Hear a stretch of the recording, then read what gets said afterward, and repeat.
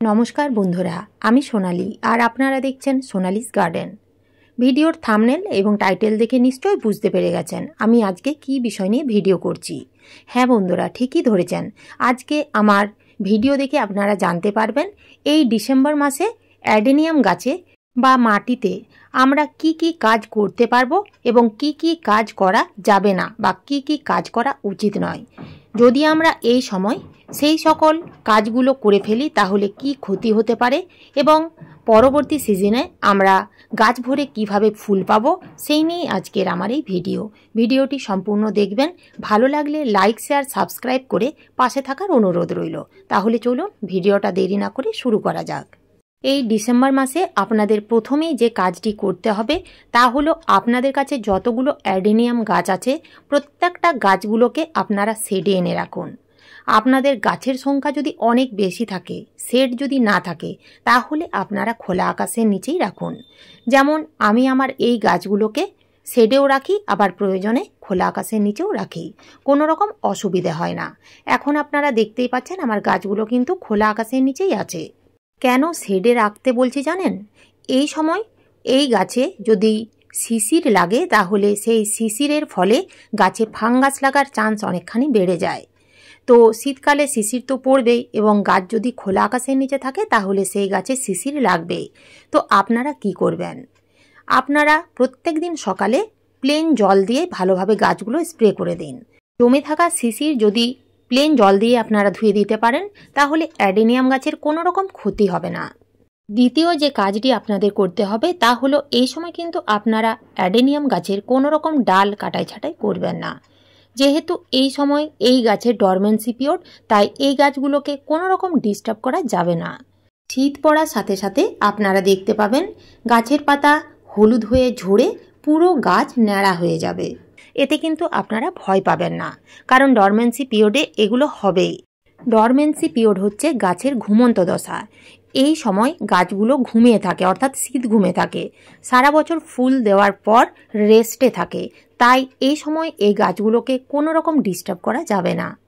3 নম্বরে আপনাদের যে কাজটির দিকে ধ্যান দিতে হবে তা হলো জল। এই সময় আপনারা অ্যাডেনিয়াম গাছের মাটিতে অতিরিক্ত জল একেবারেই দেবেন না। 12 থেকে 15 দিন অন্তর এই গাছের মাটিতে আপনারা এই ডিসেম্বর মাসে জল দেবেন। তাতে কিন্তু কোনো ক্ষতি হবে না। অতিরিক্ত জল দেওয়ার ফলে গাছের কডেক্স কিন্তু পচে যেতে পারে, তাই জলের দিকটা এই সময় আপনাদের খেয়াল রাখতে হবে। 15 দিন অন্তর আপনারা শুধুমাত্র প্লেন জল না দিয়ে আপনারা ফাঙ্গিসাইড জলে দিয়ে সেই জল আপনারা দিয়ে দেবেন, তাহলে গাছের কডেক্স কখনোই ফাঙ্গাস লাগবে না। 15 দিন অন্তর আপনারা 1 লিটার জলে 2 গ্রাম সাব বা ব্যাবিস্টিন যে কোনো ফাঙ্গিসাইড ভালো করে জলে গুলে দেবেন এবং তারপরে এই প্রত্যেকটা টবের মাটিতে দিয়ে দেবেন। এমনভাবে ফাঙ্গিসাইড গোলা জল টবের মাটিতে দেবেন যেন ড্রেনেজ হোল দিয়ে বাইরে বেরিয়ে যায়। যেভাবে বললাম সেইভাবে যদি আপনারা ফাঙ্গিসাইড গোলা জল গাছে টবে দিতে পারেন তাহলে কখনোই কডেক্সে ফাঙ্গাস লাগবে না। এছাড়াও প্রত্যেক সপ্তাহে একবার করে পুরো গাছ যে কোনো ফাঙ্গিসাইড অর্থাৎ সাব বা ব্যাবিস্টিন যে কোনো ফাঙ্গিসাইড 1 লিটার জলে 2 গ্রাম ভালো করে গুলে পুরো গাছ ফাঙ্গিসাইড দিয়ে স্প্রে করতে হবে, কারণ এই গাছে ফাঙ্গাসের অ্যাটাক বেশি হয়। তাই আপনাদের প্রত্যেক সপ্তাহে একবার করে এই শীতে এই গাছগুলোকে ফাঙ্গিসাইড দিয়ে স্প্রে করতেই হবে।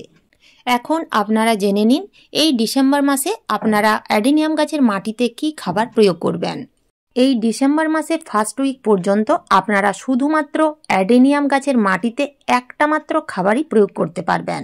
বাকি কিন্তু আর কোনো রকম খাবার যেমন এনপিকে, কোনো রকম তরল সার বা যে কোনো খাবার প্রয়োগ করতে পারবেন না, কারণ এই সময় হচ্ছে এই গাছের ডরমেন্সি পিরিয়ড।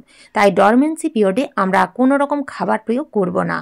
এই গাছের মাটিতে আমরা এই ডিসেম্বর মাসের ফার্স্ট উইক পর্যন্ত যে খাবার প্রয়োগ করতে পারবো তা হলো পুরনো গোবর সার কিংবা পাতা পচা সার কিংবা ভার্মি কম্পোস্ট।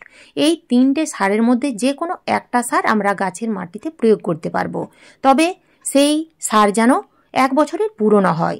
নতুন সার আপনারা এই সময় গাছের মাটিতে দেবেন না।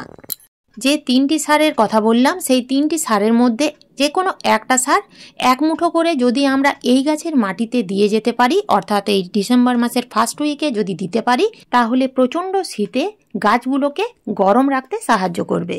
যার ফলে ডরমেন্সিতেও গাছ অনেক বেশি ভালো থাকবে।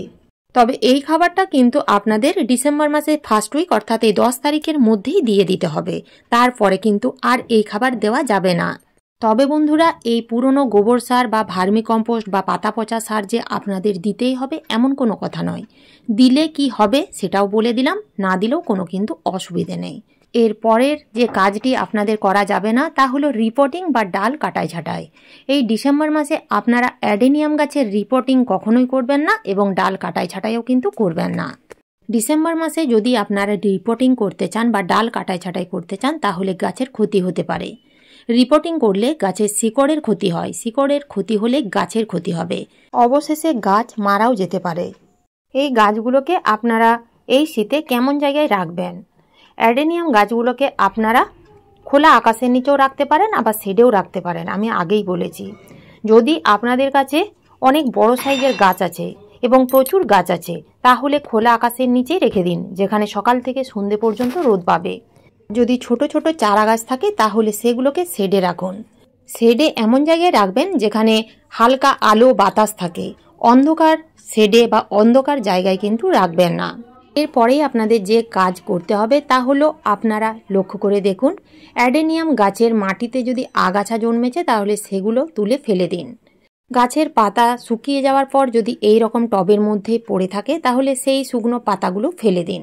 এছাড়াও যদি ফুলও পড়ে থাকে তাহলে সেই ফুলগুলো গাছের মধ্যেও রাখবেন না এবং টবের মধ্যে যদি পড়ে থাকে তাহলে সেগুলো তুলে ফেলে দিন। তা না হলে সেগুলো থেকেই ফাঙ্গাস লাগতে শুরু করবে এবং এই গাছের যে কডেক্স তা ফাঙ্গাস লেগে পচতে শুরু করবে। তাই এই ছোট ছোট কাজগুলো আপনাদের মনে রাখতে হবে। এই গাছের ফুলগুলো যতটা দেখতে সুন্দর, এই গাছের কডেক্সও কিন্তু দেখতে ততটাই সুন্দর। কডেক্স মোটা করার জন্য আপনাদের প্রত্যেক বছর একবার করে রিপোর্টিং করতে হবে। ফেব্রুয়ারি মাসের শেষ দিকে আপনারা এই গাছের রিপোর্টিং করবেন, ডাল কাটাই ছাঁটাই করবেন এবং খাবার প্রয়োগ করবেন। তাহলেই দেখবেন সামনের সিজনে গাছ সুন্দর হবে, গাছের কডেক্স মোটা হবে এবং গাছ ভরে ফুল পাওয়া যাবে। তো ডিসেম্বর মাসে অ্যাডেনিয়াম গাছের এই কয়েকটা টিপস আপনাদের মেনে চলতে হবে। তো এই ছিল আজকের আমার এই ভিডিও। আজ এই পর্যন্তই, ফিরে আসবো অন্য কোনো নতুন ভিডিও নিয়ে। ধন্যবাদ।